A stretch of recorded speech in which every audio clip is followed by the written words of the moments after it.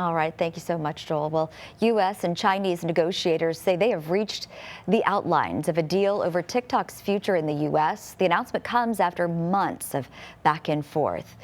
And CBS 19's Jesus Martinez is joining us now to explain what this is in this agreement and what comes next. Well, then after years of legal fights and political pressure, the future of TikTok here in the U.S.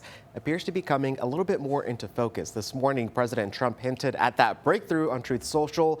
You can see that post behind me, writing that the deal would make young Americans very happy and calling the relationship with China very strong.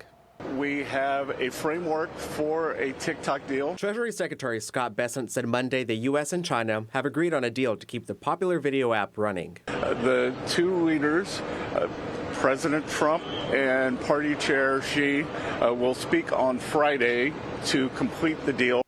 Bessent said negotiators held talks in Spain over the weekend, and he credited what he called mutual respect between the two leaders for helping the delegations reach common ground.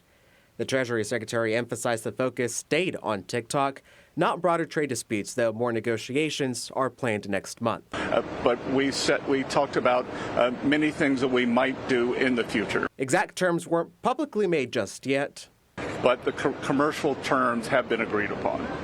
Bessent called those private matters. We were very focused on TikTok and making sure that it was a deal that is fair for the Chinese and completely respects U.S. national security concerns. Last year, President Biden signed a law forcing ByteDance, TikTok's parent company, to sell or face a U.S. ban. The Supreme Court upheld that law, but President Trump had repeatedly delayed its enforcement, most recently pushing back that deadline to this Wednesday.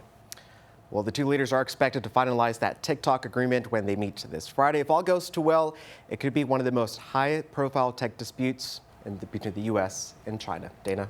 We'll have to see how it all shakes out this week. All right, thank you so much, Jesus.